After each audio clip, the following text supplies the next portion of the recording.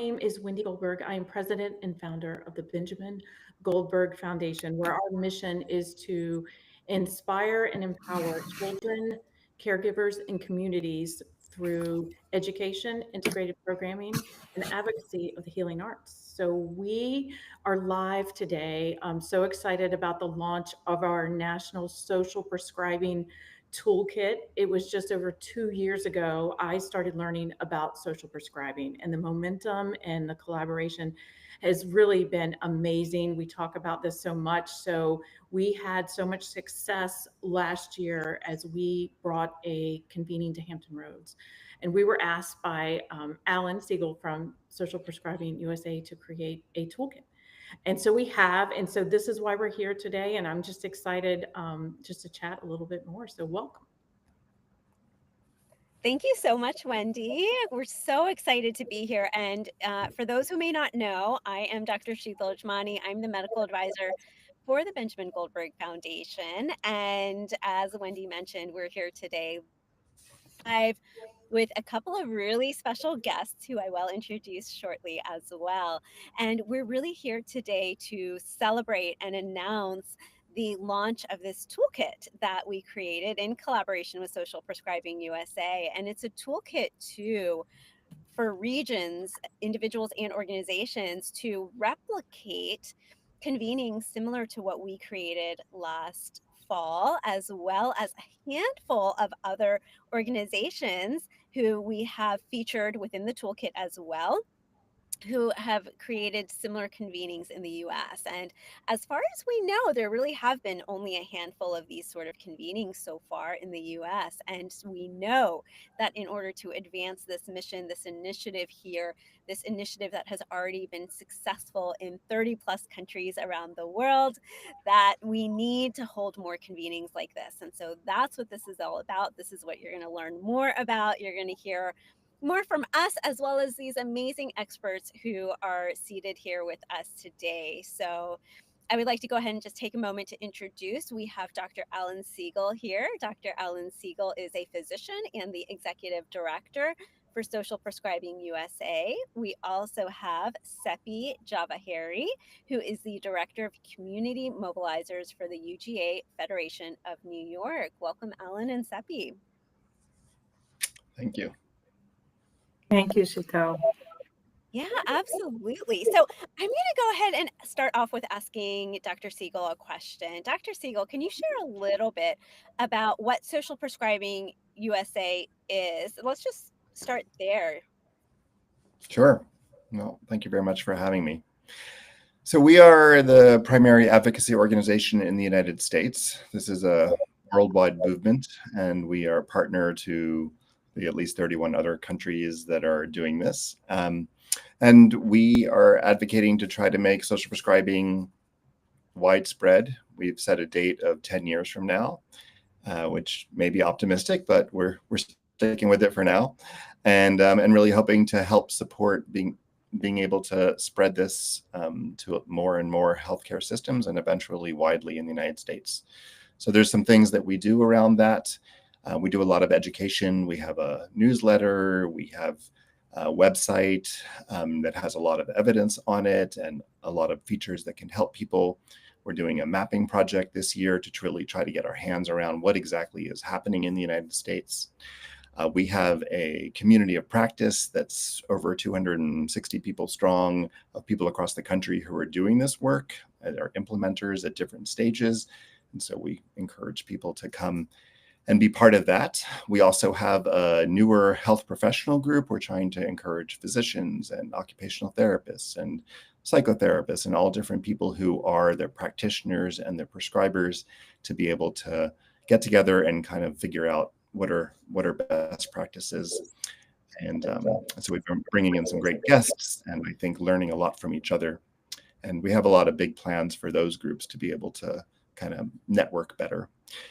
And then we, really trying to work now to identify best practices and be able to figure out models and be able to help people, if they're missing components, be able to kind of work on those components. So we're really working to do that, to partner with other groups like Lifestyle Medicine and other people who are doing successful work in the United States to try to be able to make this happen more widely and build it into the healthcare systems. So really leading very important work and really bringing together people, both individuals and organizations all across the nation who are interested in this work and really bringing them together through your organization. Let's just backtrack just for a moment. Can you share, I have two questions for you. One is, can you share for anyone who's listening who maybe, just to kind of level set the conversation, who maybe isn't familiar with what social prescribing is, can you just give us a quick, in your words, how would you define it? And then also, you mentioned two ways that people can get actively involved through Social Prescribing USA, both the community and practice as well as the healthcare professionals groups. So can you tell people how they can join those two groups? Yeah, absolutely. So social prescribing, as I said, is a movement around the world, and it refers to physicians and others prescribing non-medical interventions. So that some people use social needs. In a lot of parts of the world, people are doing a lot of work around social determinants of health, and a lot of that stuff is happening already in the United States. So we definitely want to support that. So social drivers of health or social determinants, things like housing and having food and transportation, those type of things. We are concentrating more on utilizing other tools to be able to help people around mental health, chronic disease, loneliness, things like the arts and nature. We're concentrating a lot on, but it also includes service, it includes movement, it includes social connection. So some combination of those kind of interventions, to think about them as tools that we can really use to be able to help people heal. Right now, for example, somebody walks into my office and they're depressed or they're anxious or they, which is an everyday experience. And all I have to offer is medications, and we very quickly run out of that, or they don't want it, or we have therapy. And, there's limitations to that. And a lot of people don't want to do those things. So it's really thinking about other healing modalities that can help do that. And a big part of that is really the community. And how does the community help people heal? As far as getting involved, I would suggest people going to our website. There's a whole page on how to get involved. And so a big part is really keeping up with what's going on. This is just a burgeoning, exploding area. And so there's so much to keep up with what's going on. So we really work pretty hard with our monthly newsletter to sort of scour around what's happening, around events, around articles that are coming out that are pretty important in various places. Like last week in the Lancet, a pretty key article coming out talking about 23 programs around the country that are doing this work. So I think we're trying to help people keep up with that stuff, and also events that are coming up. So that's a really good thing first off to sign up for. And then we have our community of practice, and we really encourage people to join that. And we're working this year to expand how do we really help all the people in that group. We have a certain number of people who show up every month and meet and have speakers, but there's a whole group there. We want people to really be able to network and connect and be able to kind of optimize that.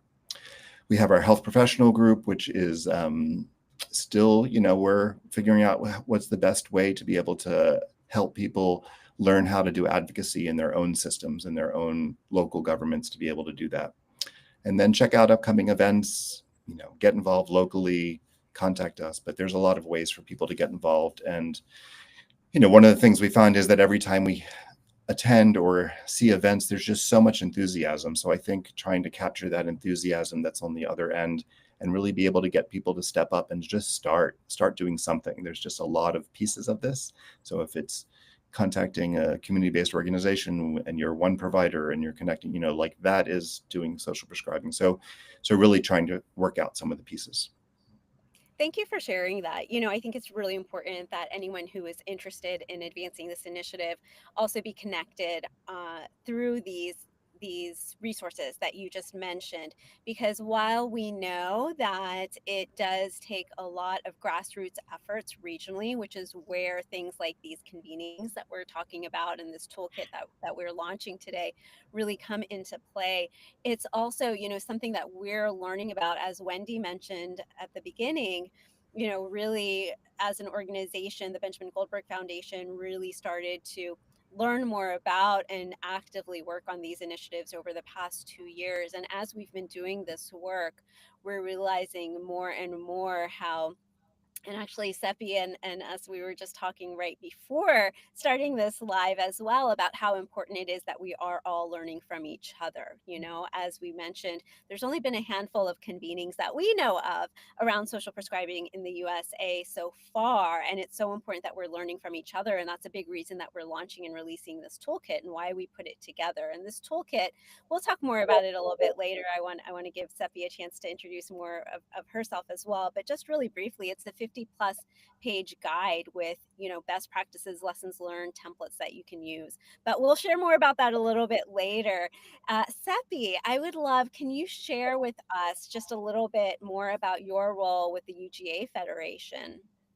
Sure, absolutely. First of all, thank you to Shital and Wendy for inviting me here. And I'm thrilled to be here with Alan, who is certainly a mentor, and I deeply admire the organization, Social Prescribing USA.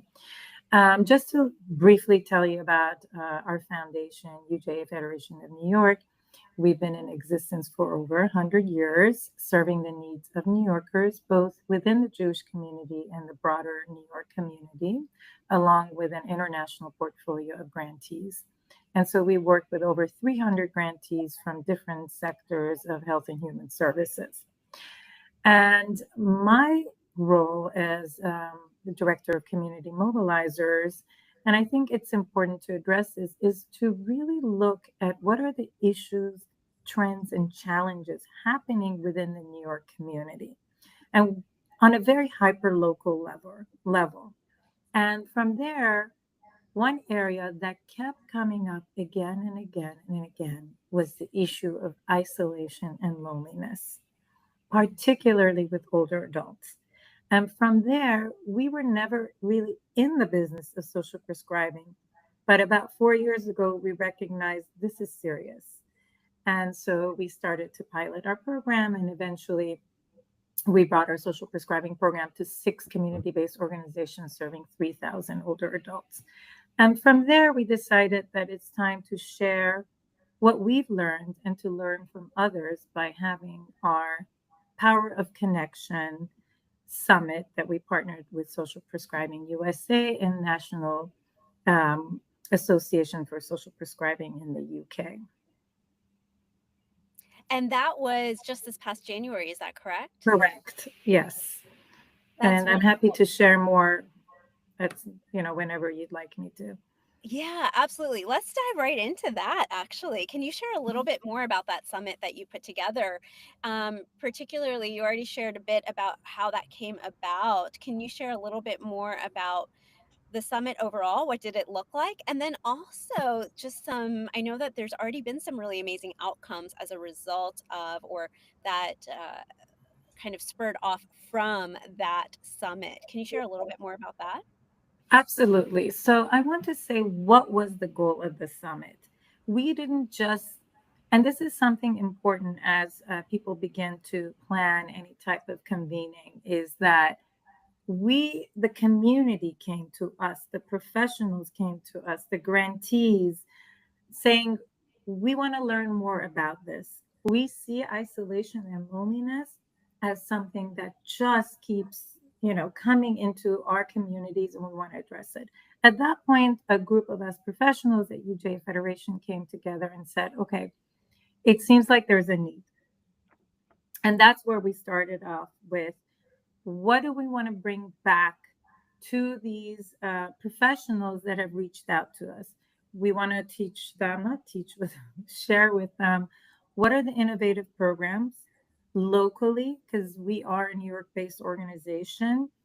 What are the national programs that are out there that could inspire these organizations to model these programs in New York? We wanted it to be an opportunity for collaboration. We wanted it to be an opportunity for inspiration. And we wanted it to be an opportunity for us at UJ Federation to go into the work on a deeper level through networking with those who were there. And from there, we worked with our leadership at UJ, our lay leaders, to determine what would the next steps be. We knew that we wanted to partner with Social Prescribing USA. And I think when you are planning a convening and conference, it's important to at times co-brand and collaborate with those who bring a different level of strength and expertise. And we knew Alan and his team provide that area, that gap that we have. We knew that we wanted the UK there, the team from Minister of Loneliness, as they are the impetus for so much of this. And from there, we decided that we wanted to bring speakers that can speak from a different angle. So we brought in, for example, Dr. Maria Carney from Northwell Health, the largest healthcare system in New York, to give us a perspective. What is the healthcare system's perspective? We wanted to bring in Mark Merity from Doro, the CEO of Doro. We wanted to hear, what are you doing on the grounds for older adults? We wanted to bring, for example, Alan here to share with us, what does it look like to create a national network? And what do you learn from these networks? And we also wanted to bring a for-profit perspective, which we did as well through Arts Medicine, where you can see the models of what does it look like to, we had a lot of nonprofit voices. One area that I found personally, and I think my colleagues did, that is important for convening is you need somebody with gravitas, a pull, somebody who we know people would want to hear from. At UJ Federation, Dr. Ruth, the famous sex therapist, has been always a supporter of UJA. And in New York, she's like an iconic figure. And so she had written this book with the author Allison Gilbert. And we said, you know what? Let's bring Allison and do a fireside chat with one of our senior VPs. And Allison brought in a perspective that I think for convening is she was fun. Mm-hmm. You want to also make sure to have a light energy, mm-hmm. because talking about loneliness and isolation can be quite depressing. So Allison set this tone that was actually uplifting. And then we also brought in our scholar in residence, Rabbi, who sang the song You Are Not Alone from Evan Hansen. And that was very grounding and spiritual for people as well. So that combination, I think, worked. Thank you so much for sharing that. I'm going to draw out and reflect on a few things that you shared, and also reflect on some different aspects that you shared that we also included in our convening, just in a slightly different way, but very similar aspects. And so I think those are really wonderful key elements to reflect on. Before I do that, though, I do want to just take a moment. I know we're already, quite into the conversation, but I do want to thank everyone who is joining us live, who is tuning in live, whether that's on YouTube or LinkedIn or Facebook. Thank you so much for joining us. And we really do want to hear from you. We want you to be part of this conversation today. So please say hello, leave any questions or comments you have for us in the chat. And especially if you are tuning in live, we'll be able to answer those. We'll look at the chat here right now in real time, and we'll do our best to answer those questions and address those comments here in real time while all four of us are here together. If you're tuning in after the event, please still leave your comments and questions, and definitely respond to those in the comments. So I definitely wanted to mention that. But in addition, I wanted to reflect on a few things that you shared in terms of how you structure the convening. I love how you described all the different elements that you were very mindful and intentional about including. One thing with regards to the idea of collaboration and consultation, we as a team at the Benjamin Goldberg Foundation have been finding that as well. Again, with this work being so grassroots, really occurring on these regional levels, and there's so many different organizations and individuals who are doing complementary work. And so reaching out and bringing, coming together in these ways and collaboration, I think really is key and is really so important. And that being said, and we'll share a little bit more later on this, but at BGF, we are now also offering consultations in that way. So offering consultations for anyone who wants to plan a convening and would like some additional support. We will be offering that in addition to the toolkit, and, as well as bringing in a speaker or things like that. We can definitely help assist with that. That being said, a few aspects that you took into consideration in inviting your speakers, we did as well. That idea of having a range of different perspectives. When we were planning our convening, we really wanted to make sure that our speakers were highlighting and coming from different vantage points as well. And so the focus of, and with social prescribing, for anyone listening, you can really look at it and apply it from many different angles. From the Benjamin Goldberg Foundation, our mission, the heart of our mission, has always really lied has been in the healing arts. And so we as an organization are really looking at social prescribing through this lens of how can we use this to make the healing arts more accessible to patients and caregivers and communities. And so we had an artist come in, a community artist who has done a lot of work in this space, speak. We had, the director of operations of a regional cancer center where they also offer integrative services, right? We had the CEO of the Jewish Family Services that also, as Seppi had described, there's a lot of social services that they provide there as well as having that a keynote speaker, right? So as Seppi said, inviting someone who brings a bit of a different perspective, a bit of more of that, sort of gravitas that you were sharing. And so we invited Larissa Trinder, who's the Assistant Vice President of the Arts and Medicine program at NYC H&H, where they have the largest community or largest art collection of any healthcare system in the US. So, having those different perspectives, as well as making sure that it is fun. For us, a big part of that was breakout sessions. So we had breakout sessions as part of the event as well. And the biggest feedback that we got was that people wanted to be able to spend more time in those discussions. They really enjoyed engaging with each other, coming together as this like-minded community of individuals who are all very passionate about advancing this mission. And then also having that fun component. One of our speakers, Kelly Burrows, she did an experiential component as well, where she had us all creating music together. And it was just a very brief exercise. It was only about maybe 2 minutes, Wendy, but it was so powerful to have that experiential component as part of it. So thank you so much for sharing that. Now I want to come back to Dr. Siegel. As Wendy mentioned at the beginning, after we held our convening, well, we had, been in talks with you as we were planning the convening.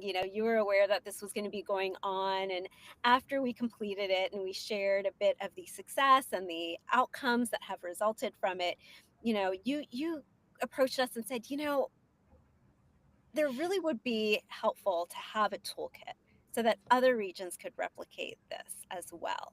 Tell us a little bit more about why you think this is so important.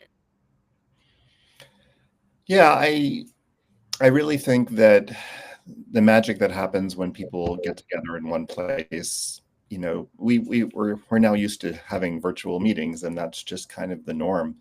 But there's so much enthusiasm around this, and it's a complicated thing to do. And so I think that it's really key to get people together in one space.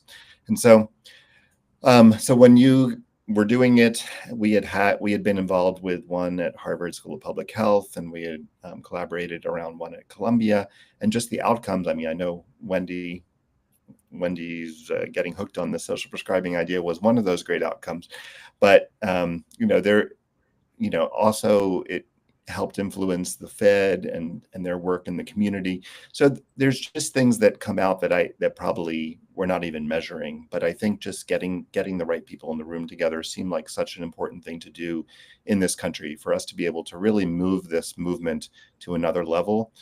That if we can just if we can encourage a couple people to do this around the country in different places, that's really like, if people are emailing us every day, what can we do? How do we do this? And that's one thing you can do, to be honest. If a couple of you out there can can organize this. And of course it's work, but now that you've put this together, I think that it can help cut down on some of that work by just helping give people a structure and a way to do it.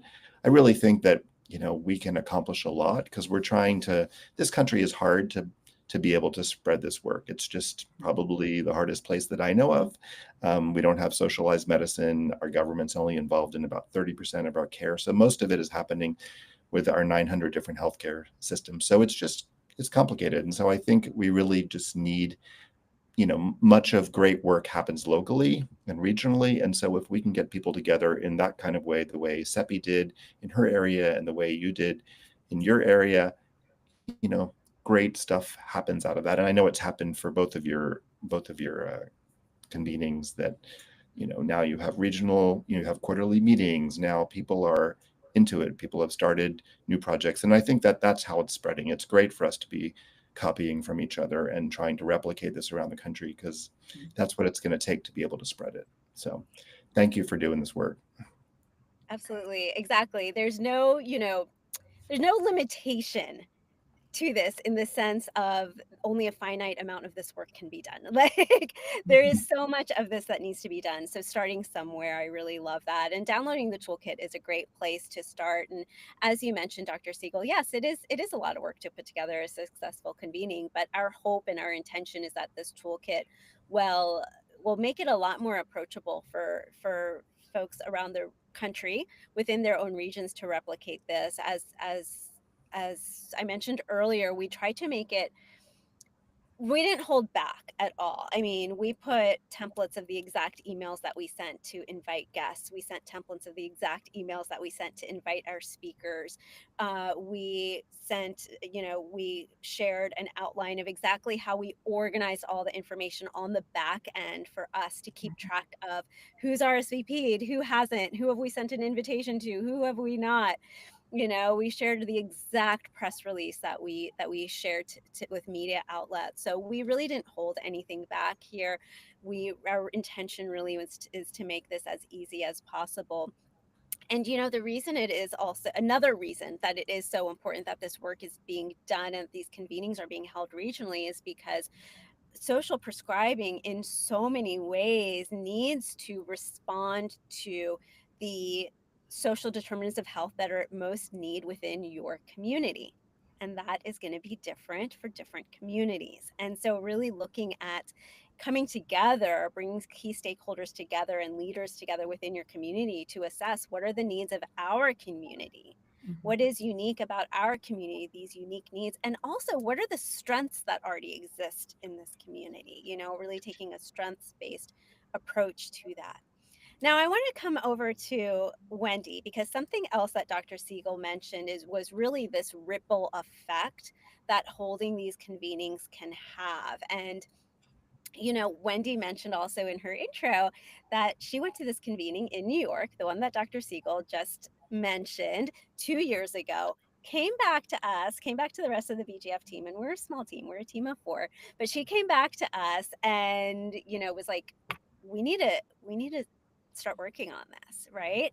And so I'm wondering, Wendy, if you can share a little bit more of that experience of like, what was going on in your mind at that time when you came in? What did you exactly share with us in your words? And then I want to share outcomes that we've had from our convening, just to show that ripple effect.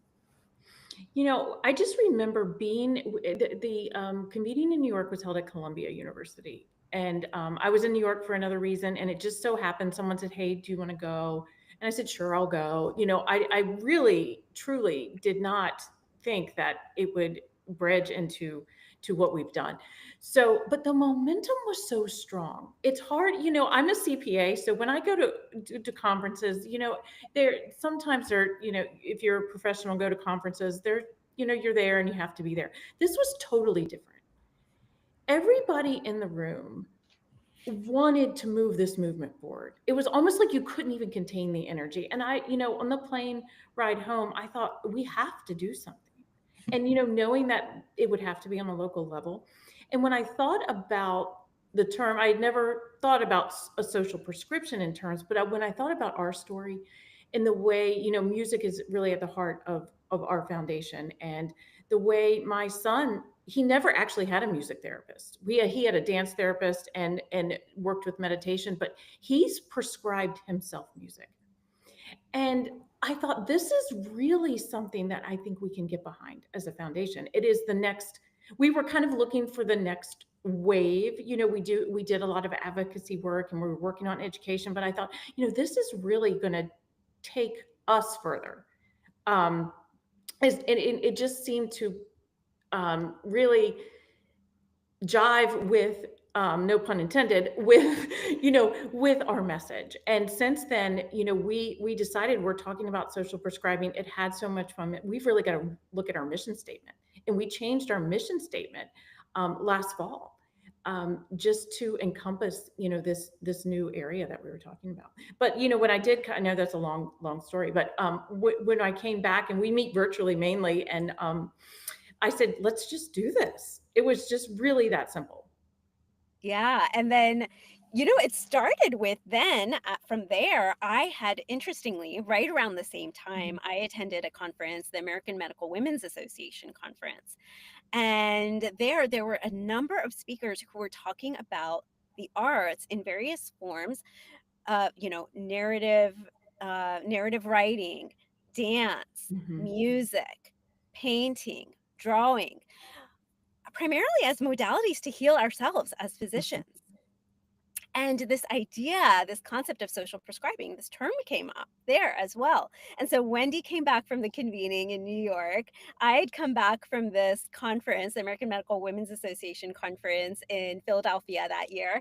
And, we're like, yeah, let's move this forward. And then it started with me just diving deeper and writing an article. So we write, the Benjamin Goldberg Foundation, I write monthly articles that we post on our Peace Out portal, Know the Facts articles. And so I did a deep dive research into social prescribing.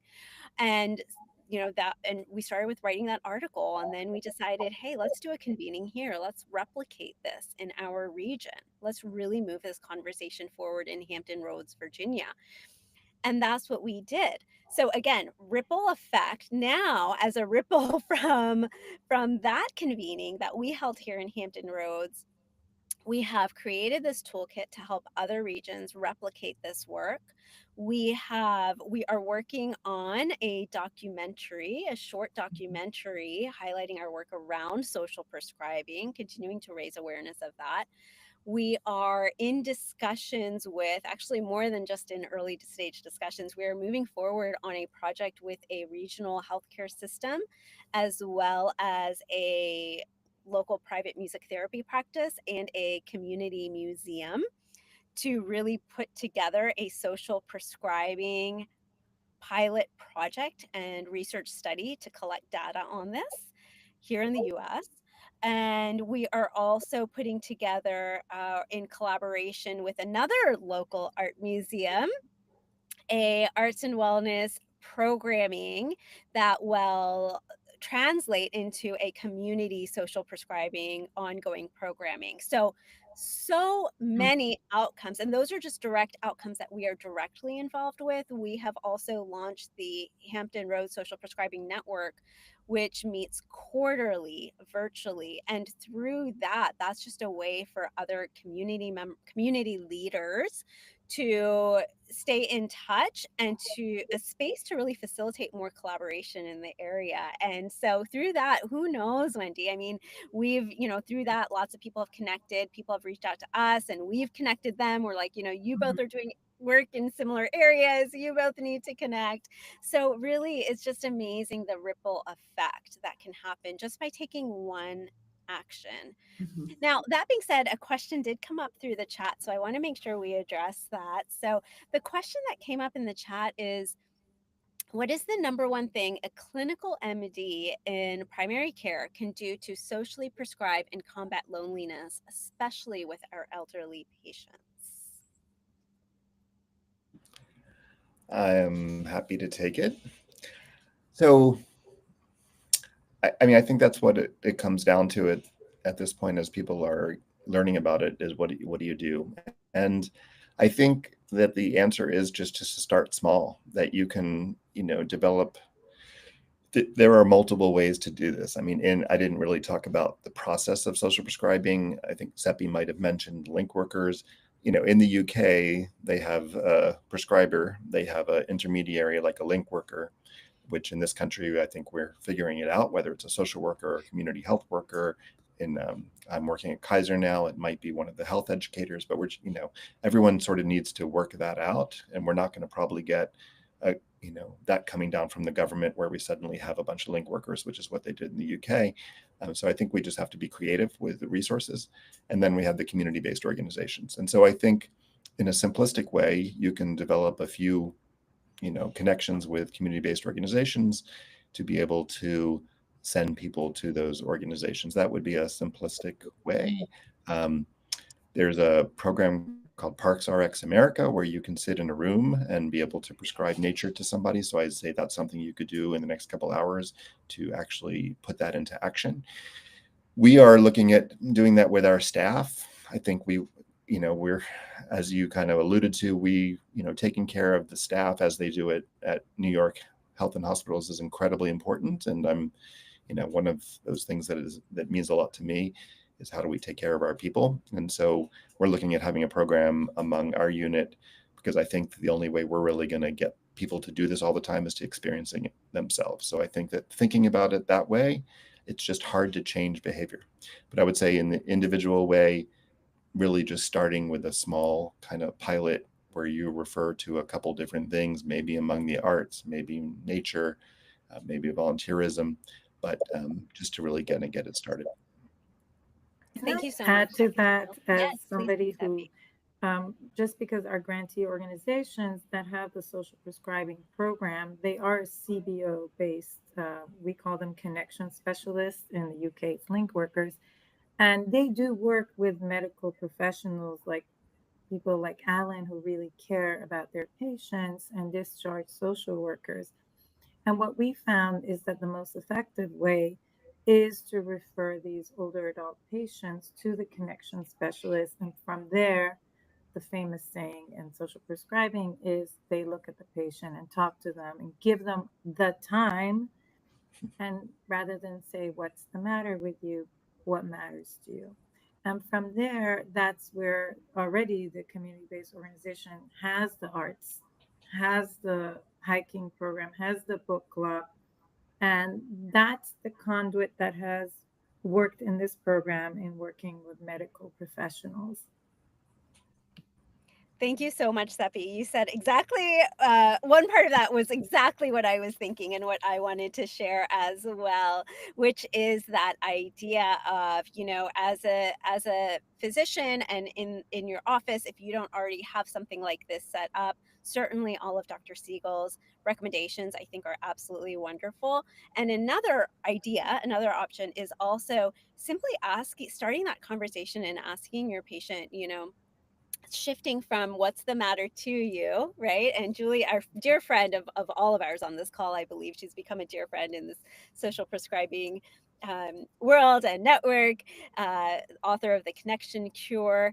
She, very beautifully wrote in her book of shifting this idea of what's the matter with you to what matters to you. And so simply asking your patient that question, what matters to you? What brings you joy? If you don't know what brings you joy right now, can you recall a time that you felt joy? What was that? What brought you that joy? What inspires you? And then connecting that individual to some of those resources. I do also want to just emphasize and put this out there, because I was actually on a call earlier today with someone else talking about social prescribing, and just this. And so I just want to sort of emphasize, this individual was saying that they've heard a lot of social prescribing being talked about as the sort of only prescription being made. Or only cure, and they had a lot of skepticism around that, right? And I wanted to emphasize, and we have, two physicians on this call, myself and Dr. Siegel, that social prescribing is an augment to conventional medicine and treatments. It's another option, right? It's another option on the menu. It can be considered an augment, not necessarily a instead of, right? And I just wanted to emphasize that because I think that's important as we're talking about and advancing these discussions, that we are not saying or devaluing the importance of what goes on in the exam room. What we're saying is that there is also, additionally to what goes on in the exam room, so much else that also contributes to healing. Wendy and I were also on another call. We're having I think Wendy and I are in a lot of meetings lately, but we were on another call yesterday just with this fantastic individual, a pediatric hematologist oncologist who has been in practice for years, many, many years. And he said, on paper, we can say that we cured someone, right? But that's not the same as healing, true healing. And that's what social prescribing is about in so many ways.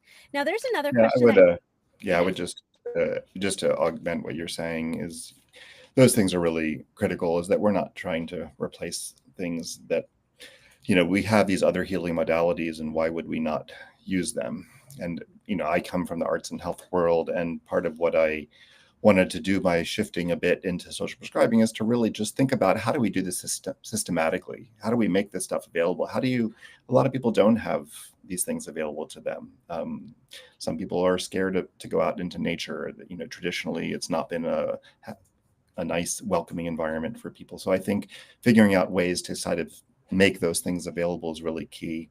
And then, of course, the what matters to you. And I think you can ask that question in kind of any conversation around this stuff that you want to.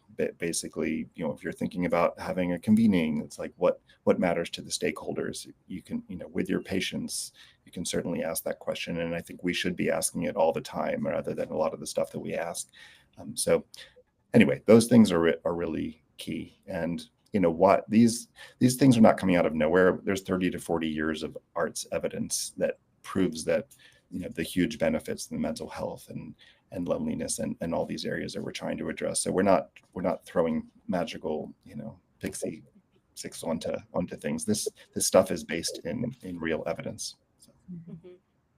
Yeah, and I would add to that, it's based in evidence that we have through scientific methods, as Dr. Siegel mentioned, over the past perhaps 30, 40 years, and on top of that, experientially through just the human evolution for thousands and thousands of years that different arts and social and community based practices have been part of the healing journey.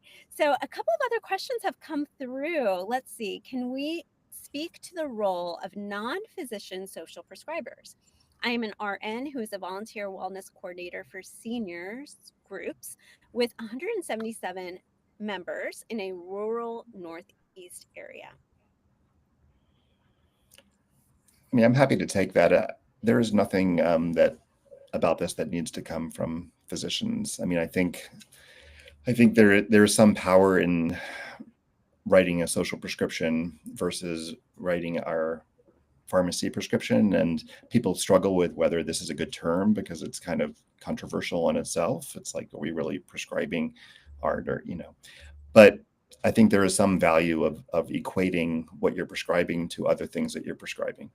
But our goal now is to have all health professionals doing this, the RNs, the physical therapists, everyone involved in people's care. And then eventually for it to be something people can do on their own. They might see a flyer and it's a phone number that becomes the link worker and connects them to the community. So there's nothing that has to happen through the healthcare system. We're kind of starting there consciously, as we think that there's a lot of room to grow and be able to potentially have health insurers paying for these interventions, because just like they're paying for medications and other things. But eventually we really want it to be come from all angles. And it is in other places. Yeah, sorry. Yeah. No, thank you. And I'm curious, Seppi, if you have anything else to add with that, because it sounds like a lot of the work at UGA Federation may be kind of utilizing some of these non-physician social prescribers. Yeah, so in terms of the social prescribing that we have currently funding in the CBOs, it's for anybody who has a touch point with an older adult. So whether it's the MD, the discharge social worker, the RN, the local librarian, the police department, the pharmacist, it's it really is irrelevant who is referring the older adults. It's just that gatekeeper who holds that relationship. Great. Thank you so much. Another question that came through the chat: if you are a certified therapeutic arts facilitator, how can you get on a service provider list for social prescribing to deliver these services? I mean, I can answer it. If you go to your local, whether it's the YMCA, whether it's the JCC, the local Catholic Charities Division, any of these type of CBOs, all of them cater to, in one shape or another, with isolated and lonely. I'm going to call it people because it can be of any age group, and that's where you start. It's very simple as that. Yeah, I would say trying to find, from at least from the healthcare perspective, trying to find a champion. It may not be your doctor, or it may not be your therapist, but somebody in their practice probably has that kind of energy to try to make these things happen. It just takes, some people like to do this stuff and help create projects and programs and change things. And I think you just have to find who those people are, because it really just takes one or two people to make that happen. Absolutely. And I would add, if you are in Hampton Roads, so if you are a certified therapeutic arts facilitator or other healing arts therapist within Hampton Roads at the Benjamin Goldberg Foundation, we are currently compiling a therapist roster as a resource that we are going to publish on our website. So we have already started compiling that list, and we're going to continue to revisit it, continue to add to it. So if you are within the Hampton Roads region and you would like to be listed on that roster, please send us an email. You can send us an email at admin@benjamingoldbergfoundation.org. And looking at the time, I think I'm going to go ahead and just share a little bit about the toolkit, and we'll start to wrap up. I do want to thank everyone who's been tuning in live and everyone who submitted a question in the chat. Thank you so much. We love seeing all this engagement. And like I said, if you're tuning in after this live has already finished, please still leave your comments and questions. We will keep revisiting that, and we will answer your questions within the comments. You can also afterwards always send us an email or the email address again. And Loretto, perhaps you can place that in the chat as well, admin@benjamingoldbergfoundation.org. Quick shout out to Loretto, who is on the back end. She is such an important part of our team, and she is helping us troubleshoot and navigate this live stream and actually just put this together for us today. So we couldn't do this without her. So quick shout out to her backstage. And, we mentioned the toolkit. It is available to download today. Today is our big launch day, so we will include the link in the chat, in the comments as well. But very easy. You can just go to our website, benjamingoldbergfoundation.org, under social prescribing, and then you will see a toolkit download button. It is for free, completely accessible. As I mentioned, it is a 50+ page guide. Don't let that overwhelm you either, that it's 50+ pages. We have space for you to, brainstorm. We have pages for you to brainstorm. And like I said, we did not hold back. We shared everything that we did, all the considerations that we took to put our convening together, templates. We have case studies. We have case studies on CEPI's We have convening. lessons learned. We made some mistakes along the way, and we shared all of those as well, so people would not repeat those. I mean, I think we did not have name tags that morning, and thank goodness someone found some mailing labels, and we made it work. So, all of a checklist, some of the things that really can help organizations really put together a stellar event. So, yeah, exactly.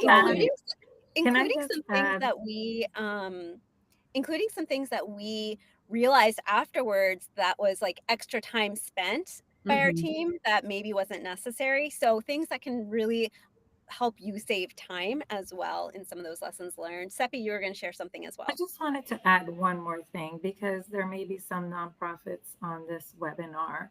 I think when you have a convening, nonprofits have an issue always with scarcity, financial scarcity. Make sure you try and invite foundations to your event. I think that's critical. Even if you don't know them, just cold emails or maybe a colleague of a colleague or a friend of a friend knows somebody. So I really recommend that. Thank you, Yeah, Seppi. And we had several foundations at ours, and I think they were very grateful to be invited and be included in this evolving conversation. Yeah, Yeah, and if I the think those idea of case saying, examples, sorry.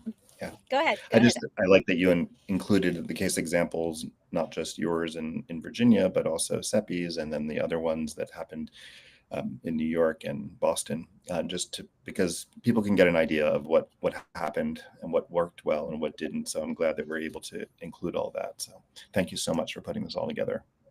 Absolutely, absolutely. And thank you for helping facilitate us being able to include those case studies, because exactly, we all did it slightly differently. Like there were some similarities and some differences. And so people can see there's so many different ways to make it work, and you can kind of choose what's going to work best for you and your community.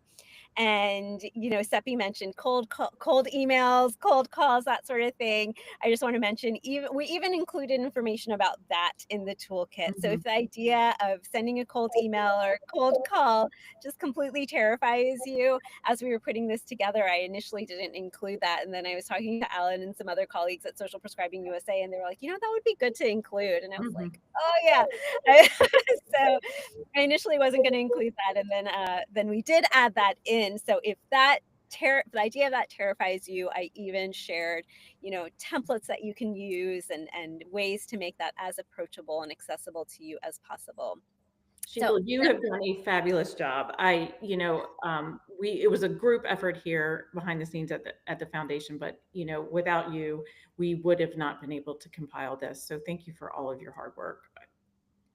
Thank you so much. And with that, I think, why don't we go ahead and start to wrap up. Wendy, would you like to share, just any sort of closing remarks, closing comments, as well as maybe a bit of, if people are seeking additional support, the consultations that we're starting to provide and offer as well? Absolutely. First, I wanted to shout out, I don't know if she is on the live, but Larissa Trender.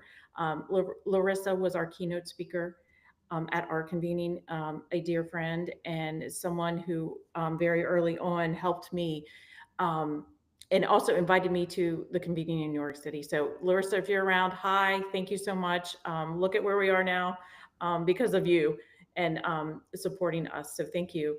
And yeah, so we really wanted this toolkit to be an opportunity for other regions who might see this as more of a burden to bring all of this information together, and we are available. So please reach out. We are available to jump on a Zoom with you. We are also available for a consultation to help you. A fair bit of my professional background as a CPA is in the nonprofit area, so I have a wealth of knowledge about the financial side as it plays as a very important part of all of this too. So we do feel like we have a lot to offer. So please reach out to us. And we're very excited. We feel like this is an opportunity to share what we've learned and continue to collaborate. A lot of the joy that I find in doing this work is come from the collaborations of people with such like-minded missions and pure hearts that we can continue to do this very important work. I just wanted to thank Wendy Goldberg and Shital. Really appreciate your commitment, like true commitment to this work. Thank you. Oh, Alan, you're on mute. No, I agree with that very much. And you guys have really just jumped in to do this project. And I'm so appreciative. And I think it's going to pay off. Hopefully a couple of people out there will kind of pick that up. We're going to pick it up nationally. So, we are looking towards how to convene people around working out directions for this movement and looking towards 2026 as far as having a national conference. So we're going to be looking at it in the bigger sense of having it, but a lot of great work happens locally and regionally. So I just would urge people to take that on. And thank you for helping to make that happen. So thanks for having me today. Thank you, Alan. You are a lifeline to us. And Seppi, I've so enjoyed getting to know you and following in some of your footsteps. Ditto. Thank you. Thank you, everyone, for Take joining care. us today. And thank you for everyone who has been tuning in.